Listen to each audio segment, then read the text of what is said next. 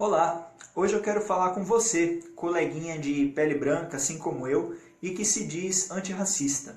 Se você entendeu a importância de adotar uma conduta antirracista numa sociedade extremamente racista como a gente vive, muito bom, acho que é um passo muito importante e eu admiro a sua iniciativa. Porém, para a gente adotar verdadeiramente uma postura antirracista, eu acho que a gente tem que tomar alguns cuidados para ser coerente com a essência do que é o antirracismo. Então, primeiro a gente tem que entender como funciona o racismo estrutural. Precisamos entender o porquê as condições de vida da população preta e da população branca são tão diferentes.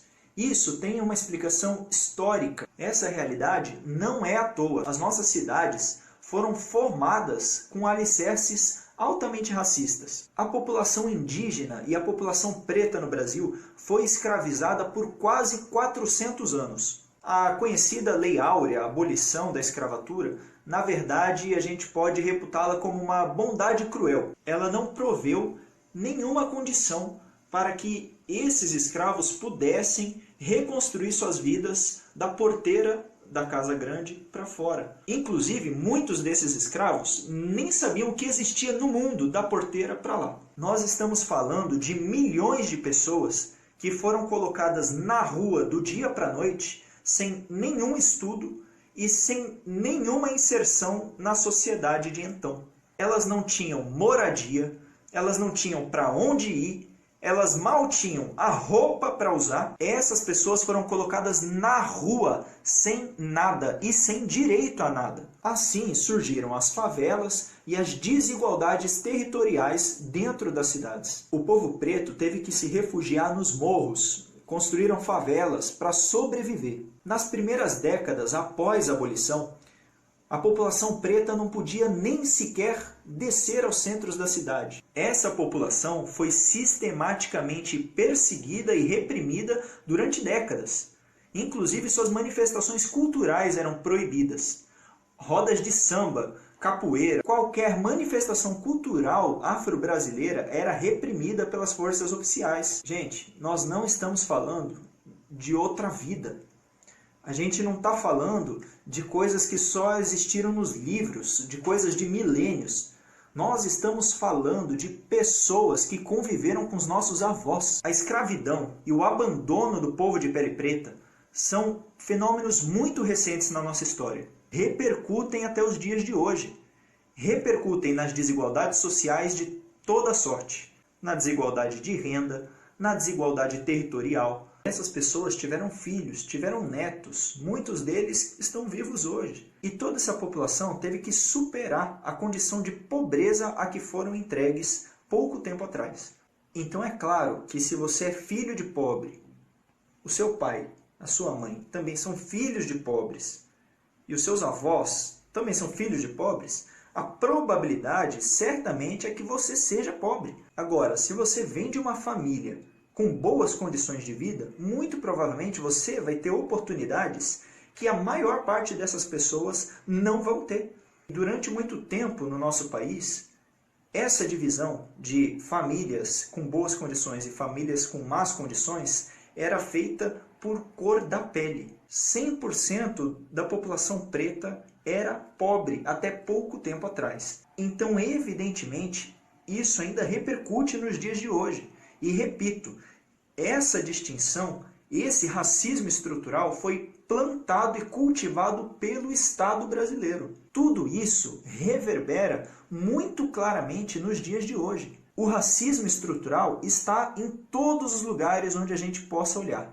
Se você é uma pessoa que tem grana ou vem de uma família que tem grana, muito provavelmente você já frequentou ambientes de rico. E aí eu te pergunto, você já reparou em quantos clientes pretos você costuma ver naquele restaurante que você gosta, caro? Você que vive num condomínio de alto padrão, você já parou para analisar quantos vizinhos pretos você tem? Você já parou para pensar que esse mesmo condomínio onde você mora, esse prédio, foi erguido por mãos pretas, que nunca puderam habitar nesse prédio que eles ergueram? Se você nunca parou para fazer essas reflexões, eu convido você para que faça. Se você olhar atentamente, nem precisa de tanta atenção, você vai ver o racismo estrutural em praticamente tudo nesse país. Isso não é uma coincidência. Tem uma explicação histórica, como eu disse. Isso não te dói? Não te causa revolta? A injustiça não te tira o sono? Eu sei, você não fez por mal. Provavelmente são coisas que nunca nem passaram pela sua cabeça. Simplesmente não era problema seu. Mas enquanto você vive achando que está tudo bem, pessoas morrem porque são pretas. Pessoas passam fome porque são pretas.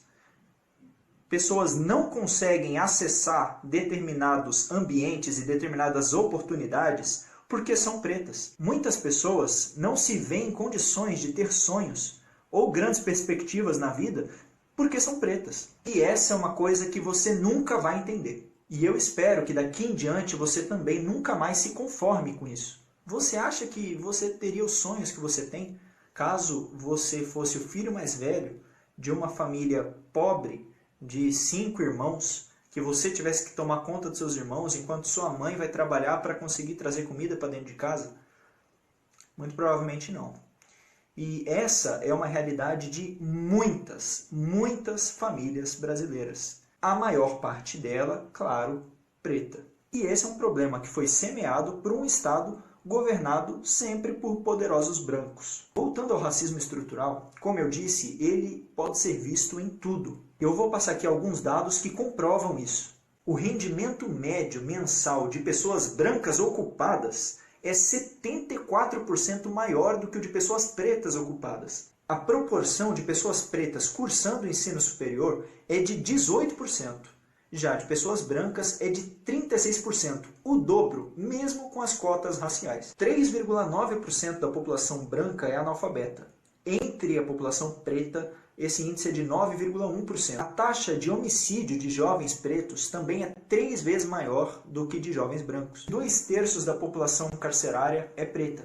67% da população preta está na base da pirâmide, aquelas pessoas que ganham mensalmente até um salário mínimo e meio. Entre a população branca, esse índice é de 45%, incluídos aqui filhos sustentados pelos pais. A cada 100 pessoas assassinadas no Brasil, 71 são pretas. Entre os desempregados, 64% são pretos. Apesar de 56% da população brasileira ser preta, apenas 24% dos deputados federais são pretos. Entre os livros brasileiros publicados entre 1965 e 2014, apenas 10% são de autores pretos. Desses livros, 60% dos personagens protagonistas são homens e 80% são brancos. No cinema, a realidade é a mesma. Apenas 2% dos filmes brasileiros têm diretores pretos. E apenas 4% dos roteiristas são pretos. 28% da população branca reside em domicílios sem ao menos um serviço de saneamento. Entre a população preta, esse índice é de 45%. E isso tudo é resultado de um sistema de marginalização da população preta que perdura até hoje. Como você pode perceber, o racismo está enraizado em todos os rincões da sociedade.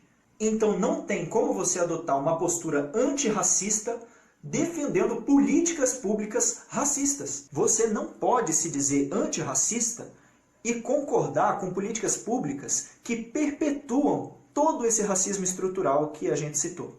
Você não pode ser antirracista no Brasil e ser neoliberal. Você não pode ser antirracista e defender políticas públicas recentes, como a reforma da Previdência, reforma trabalhista, a PEC do teto de gastos. Você não pode ser antirracista e defender essa guerra bizarra contra as drogas, que mais causa morte e violência do que resultados positivos. Você não pode ser antirracista e não desejar profundamente uma reforma agrária.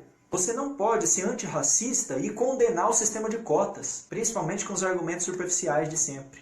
Você não pode ser antirracista e não defender programas de habitação, como Minha Casa Minha Vida. Você não pode ser antirracista e defender a política que tem sido adotada para o enfrentamento do coronavírus, expondo milhões de brasileiros, principalmente a população pobre, ao genocídio. Você não pode ser antirracista não defendendo uma reforma tributária progressiva, que diminua o peso da carga tributária de cima da população pobre e distribua esse peso melhor entre a população mais rica. Ser antirracista é mais difícil e mais profundo do que aderir a movimentos de redes sociais apenas. Isso envolve reconhecer os privilégios que você tem como branco e lutar contra as estruturas que perpetuam a marginalização do povo preto.